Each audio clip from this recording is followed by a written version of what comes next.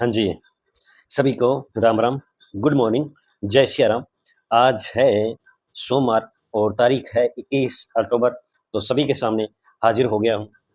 21 अक्टूबर से रिलेटेड जितने भी मोस्ट इम्पोर्टेंट क्वेश्चन बनते हैं उनके बारे में अपन डिस्कस करेंगे। सभी क्वेश्चन बनाकर आप सभी के सामने देश विदेश और अपने प्रदेश के अंदर जो भी घटनाएं घटित हुई हैं और एग्जाम रिलेटेड इम्पोर्टेंट है वो अपन डिस्कस करेंगे।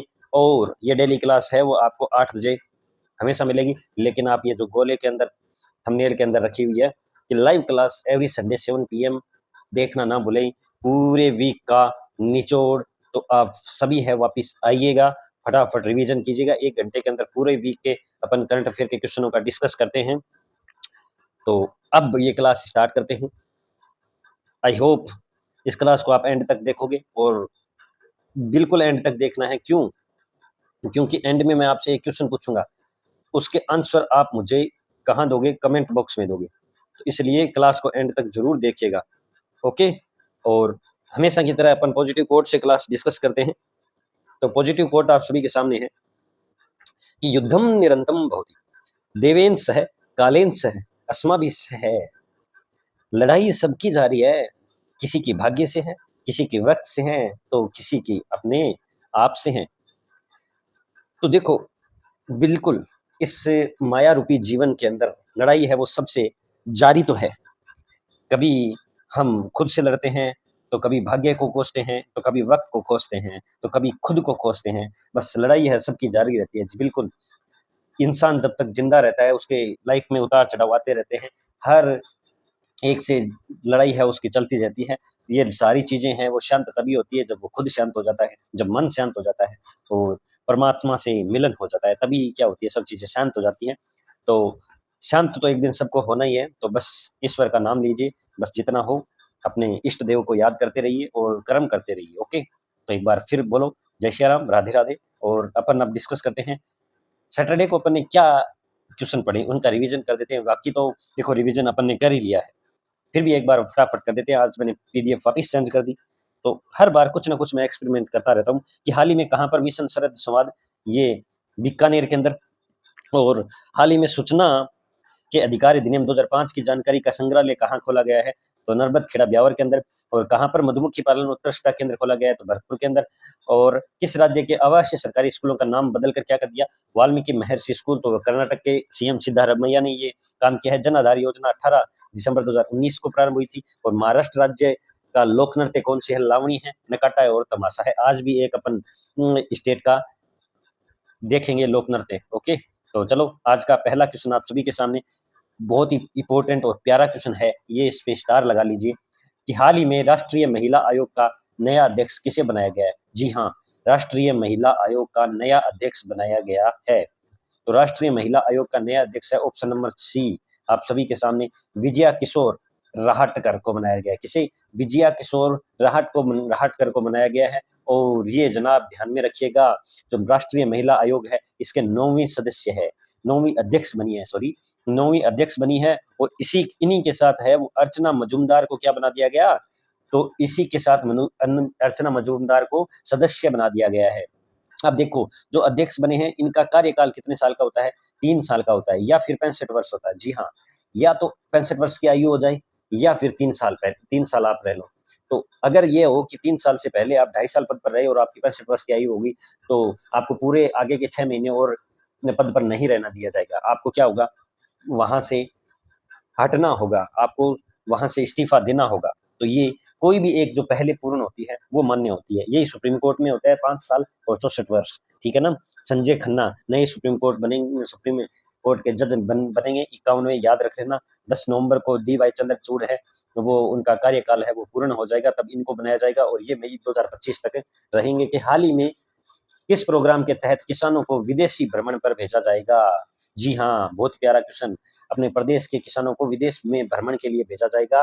और वो भी किसके लिए? एग्रीकल्चर के लिए। ऐसे नहीं आप वहां पर मजे करके आओ, घूम के आओ, नहीं, वहां पर जाओ, वहां की खेती देखो किस तरीके से हो रही है, किस तरीके की टेक्नोलॉजी का वो यूज कर रहे हैं। जी, ऐसी बात नहीं है कि अपन इंडिया वाले कुछ नहीं करते, बिल्कुल करते तो हैं, लेकिन फिर भी वहां कुछ एक्स्ट्रा टेक्नोलॉजी है तो वो कैसे करनी है उनके बारे में देखना है। तो ये एक प्रोग्राम चल रहा है, तो उसका नाम है knowledge enhancement. Option number A इसका सही आंसर है, नॉलेज एनहांसमेंट है।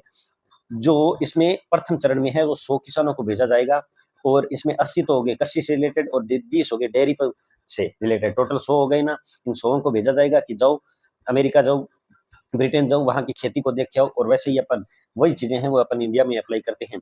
उद्देश्य है कृषि एवं पशुपालन में नवाचार को बढ़ावा देना, मतलब नई टेक्नोलॉजी से वर्क करना। ओके, नेक्स्ट क्वेश्चन है कि हाल ही में बूंदी महोत्सव 2024 का आयोजन कब किया जाएगा? जी हाँ, बूंदी महोत्सव बूंदी तो 18 से 20 नवंबर को किया जाएगा। कब किया जाएगा? 18 से 20 नवंबर को बूंदी महोत्सव का आयोजन किया जाएगा। कहाँ क्या क्या किया जाएगा? ये बूंदी के अंदर ही बूंदी महोत्सव आयोजन होगा, और ये नवंबर के अंदर होगा, ये ध्यान रखना। अपन ने पिछली क्लास में भी देखा ही था, मारवाड़ महोत्सव, और ये कहाँ पर मनाया जाता है? जोधपुर के अंदर। और फिर कौन सा मनाया जाता है? अपन ने देखा ही था, पतंग महोत्सव, ऊंट महोत्सव, बीकानेर पतंग महोत्सव कहाँ पर है? तो पतंग महोत्सव जनाब जयपुर के अंदर है। और फिर अपन ने और भी देखा था थार महोत्सव, और थार महोत्सव बाड़मेर, मरु महोत्सव जैसलमेर, ये अपन ने सारे देखे थे। अब बात करते हैं बूंदी, तो थोड़ा सा बूंदी के बारे में भी देख लेते हैं कि बूंदी का प्राचीन नाम याद रखना, वृंदावती ना, क्या नाम था? बूंदी का प्राचीन नाम था वृंदावती। ओके, और बावड़ियों का शहर भी इसे कहते हैं। तारागढ़ का किला अजमेर में भी है और बूंदी में भी है, और बूंदी में तारागढ़ का है, वहां पे ही शंभू बाण तोप है ना, वो इसी के अंदर रखी गई है। ओके, इसी के अंदर रखी गई है, बूंदी के अंदर ही, बिल्कुल ध्यान में रखना ना। ओके, तो ये बूंदी के बारे में थोड़ा सा ध्यान में रखना है आपको। अब अपन चलते हैं नेक्स्ट क्वेश्चन पे, लेकिन इससे पहले बता दूं कि ये बूंदी पर्यटन विभाग और बूंदी जिला प्रशासन के द्वारा ये चलाया जा रहा है। स्थल है नवल सागर झील है जो बूंदी के अंदर, और ऑपरेशन समानता भी बूंदी के अंदर ही चलाया गया था, अभी चलाया गया था थोड़े दिन पहले।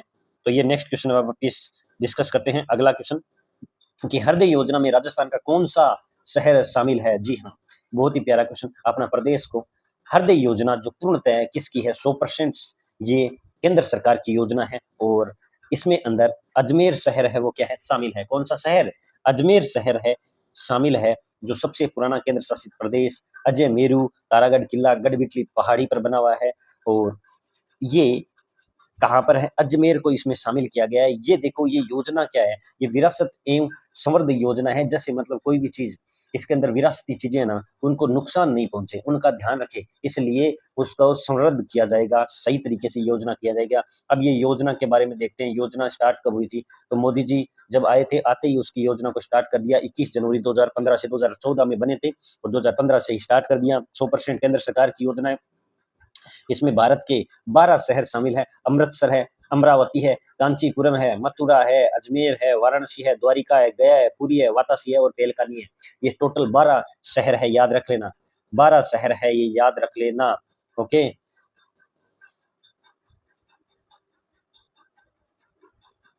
बिल्कुल याद रखोगे ना, कोई दिक्कत है क्या? याद रख लेना, 12 शहर है टोटल। और गया आ गया, द्वारिका आ गया, एक द्वारिका आ गया, गया आ गया, पुरी आ गया, वेतासी आ गया, वाराणसी आ गया, और पेलकानी आ गया, कांचीपुरम आ गया, अजमेर आ गया, मथुरा आ गया, ठीक है, अमरावती आ गया, और अमृतसर आ गया। ये याद रख लेना पूरा का पूरा, ठीक है। चलो नेक्स्ट क्वेश्चन पे चलते हैं। ये देखो, मैंने आपको बोला ही था हमेशा एक क्वेश्चन अपन योजना से रिलेटेड देखेंगे। तो पीएम फसल बीमा योजना कब शुरू हुई? तो पीएम फसल योजना 2016 के अंदर शुरू हुई। कब हुई? 2016 के अंदर पीएम फसल योजना शुरू की गई थी। और किसके द्वारा की गई थी?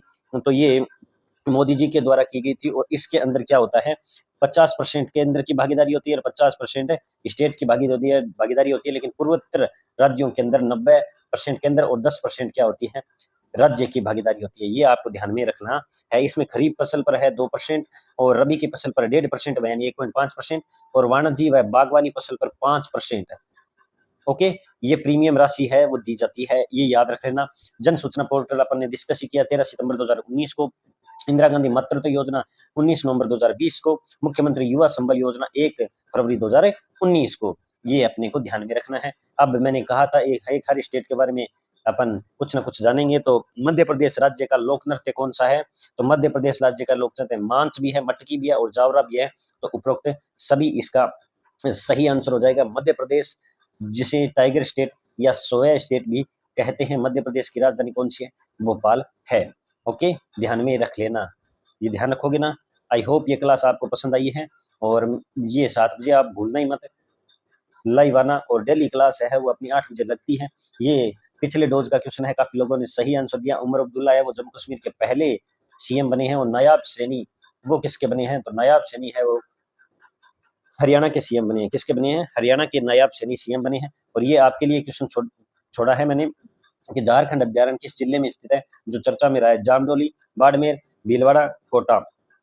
इसका सही आंसर आप कमेंट बॉक्स में कमेंट कीजिए, और विद फैक्ट के साथ कीजिए। ओके, और आई होप ये क्लास पसंद आई है, शेयर कीजिए। ये क्लास कंप्लीट हो गई, और रोजाना है वो सुबह 8 बजे तैयार रहिए, और परिष्कार परिवार को ऐसे ही एनर्जी और सपोर्ट करते रहिए, और इस छोटे से वटवृक्ष को विशाल वटवृक्ष बनाइए, ताकि सब तक है ये क्लास को पहुंचाओ। अगर क्लास अच्छी लगी है तो, बाकी कोई कमी मैंने ये नहीं कह सकता कि मैं सर्वगुण संपन्न हूँ। तो कुछ कमी हो तो आप है वो कमेंट बॉक्स में अपनी राय है जरूर दीजिएगा। तो ये क्लास कंप्लीट हो गई। आई होप ये क्लास आपको पसंद आई है। एंड तक आपने क्लास देखी, उसके लिए तहे दिल से शुक्रिया। अब शेयर कीजिए क्लास, और कल वापस मिलते हैं। हंसते रहिए, मुस्कुराते रहिए। जय हिंद, जय भारत, धन्यवाद, और जय सिया राम।